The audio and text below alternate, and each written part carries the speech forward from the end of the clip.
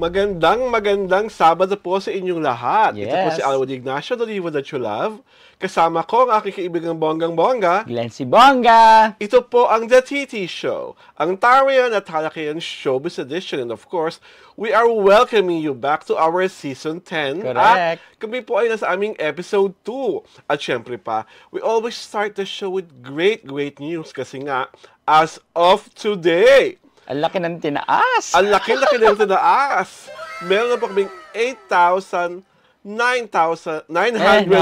plus organic subscribers. Yes, congrats! Thank you so much! Salamat po sa love, sa support, sa subscription.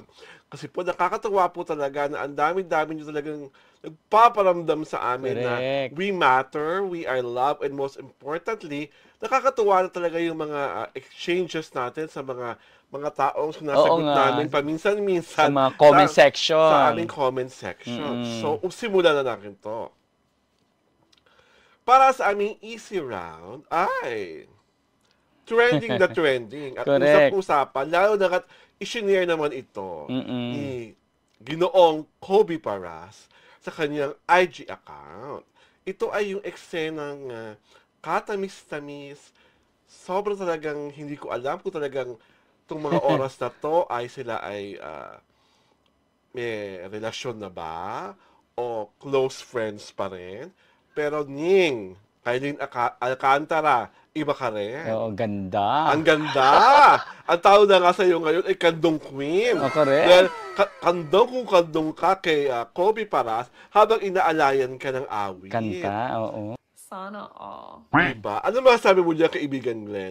Dapat ba natin buhukan na kay Kailin Alcantara dahil sobrang ang ganda-ganda na niya para siya ang babaeng pinagpala sa babaeng lahat? Oo. O dapat natin siyang palakpakan na may kasabang sigawa dahil finally, tila ito na talaga ang pinakamatamis na matamis Correct. na pakikipag-close sa isang binatang tunay na Oo. makisig. At What saka can you say, kaibigan? Sabi nga nila, it's a different feeling. Oh, Yes. galing sa kanila 'yon. Yes. Alam mo na yung alam mo na yung reading between the lines, 'di ba? Alam mo na yung ibig sabihin nun. Saka ang daming kinilig na netizens doon na lalo na nung habang may isang moment doon na napahalik si Kobe sa shoulder ni Yes. Kailin. Talaga namang maraming nagsana all.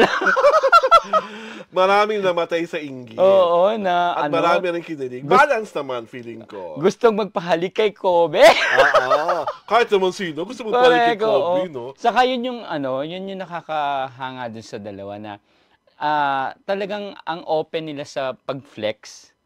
'Di ba? Na pag-post sa kahit naman pag nai-interview sila walang denial na na makikita mo sa movements pa lang nila, sa actions sila na ang sweet nila sa isa't isa. Sa akin, more than they are sweet sa isa. Ano ba ang pumipigil na pa sa dalawa? Bakit hindi pa Hindi pa aminin ng direkta. Officially, Oo. yes. Kami po ay nagmamahalan. Kami po ay nasa isang relasyon.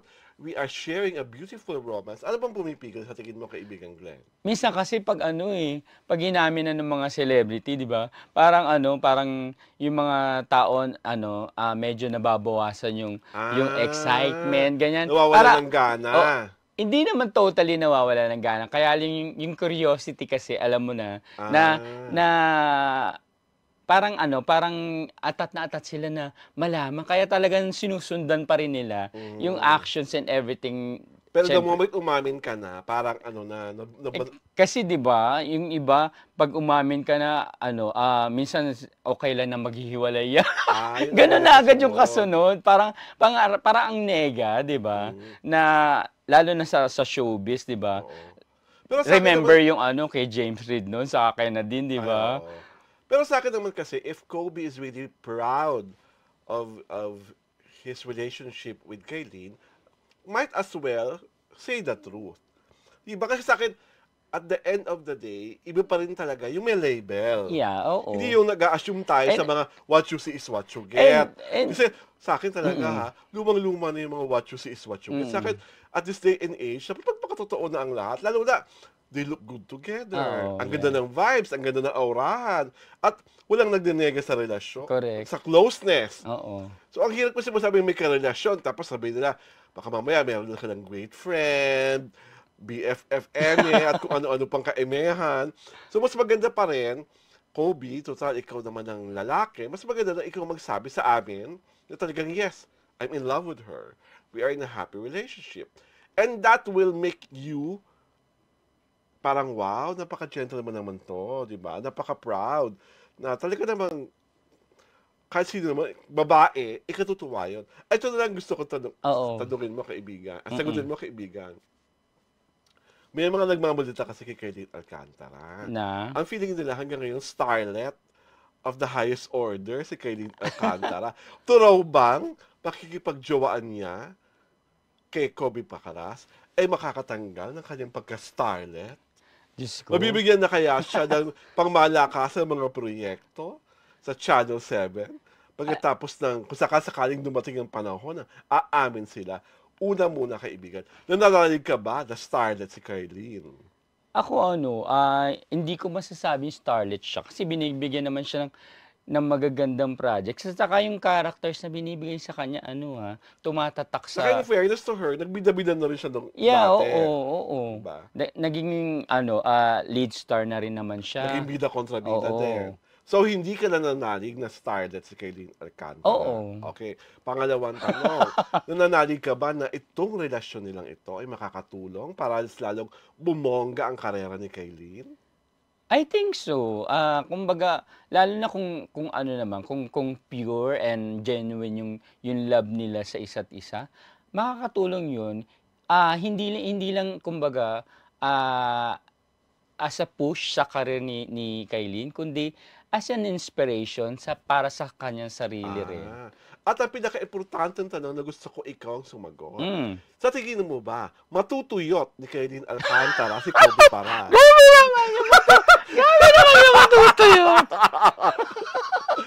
Mauubusan ba ng lakas si Kobe dahil kay Kailin? Yun Grabe yun. naman. Hindi naman, si Kobe naman, alam mo naman. Disiplinado. Saka alam mo na maintain niya yung kanyang health and fitness, kaya never matutuyot. Ay! Gusto mo yon. Gusto ko yun.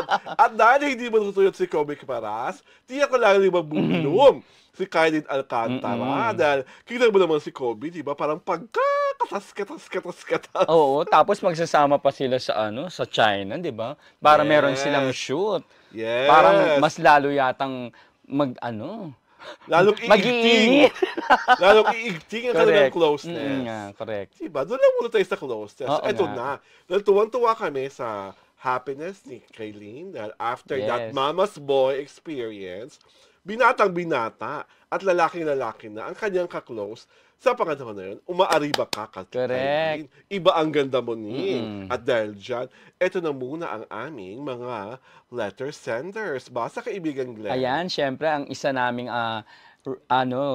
regular at mahal na mahal din naming supporter. Si Prima Cabral. Ayan, sabi niya, my hobby is so funny. He asked me, sinong pinagagalitan ng mga friends mo? Sabi ko, yung fake news regarding Bimbi. Di ba? As if neighbors lang tayo. Hope to meet you guys and Ultra Maldita. Yes, Miss Prima, we look forward to meet you one of these days. Correct. Diba? Gusto ka namin makasama. Pag nasa Pilipinas kayo ng hobby mo, and thank you to your hobby, ang sweet nun. Saka nakakatuwa lagi yung mga comment niya. May kasamang kwento talaga. Di ba? Ito naman, kwento na may kwenta. Yes. Ito naman kay Anon. I agree. Dapat yung mga relative ni Chris will take a stand. Pero sana mismo yung tatay niya ang magtanggol sa anak niya. Ang sinasabi ni Anon ay tungkol doon sa fake news tungkol kay James Yap Jr.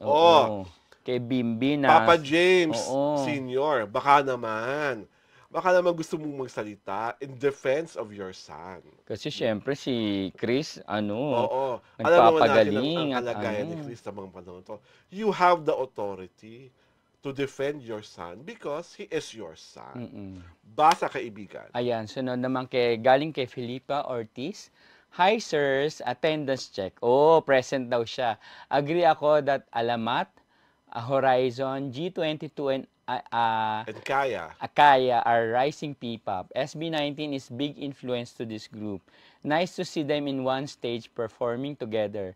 When they sang What It gives me good goosebump at napapaiyak ako.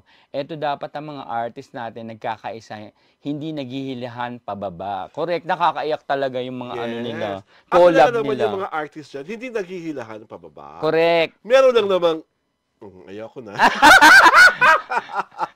May magko-comment na naman just sa baba. Makikinig naman ang laman. Oo nga, kahit hindi naman natin pinapangalanan. Oo, di ba? Guilty. Ang talagang mga isda na huhuli sa bibig. At this is like a sweet, sweet, short message from Miss Miriam Jetta Hobe. Good morning. Ang saya naman ng araw ko ngayon. Ayan, salamat. Salamat, Miriam. Napapasaya na. Oo, correct. Diba? Ano pa nga ba ang dapat namin sabihin? Ito po si Alan Ignacio, the Diva That You Love. Kasama ko ang aking kaibigang bonggang-bongga. Glency Bongga! Ito po ang The TT Show, ang Tarian at Talakian Showbiz Edition.